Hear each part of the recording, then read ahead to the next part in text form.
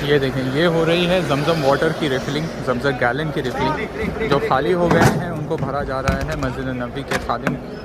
और सुभान अल्लाह, कितनी ही क्विक सर्विस होती है उनकी, जैसे कि आप लोग देख सकते हैं माशाल्लाह।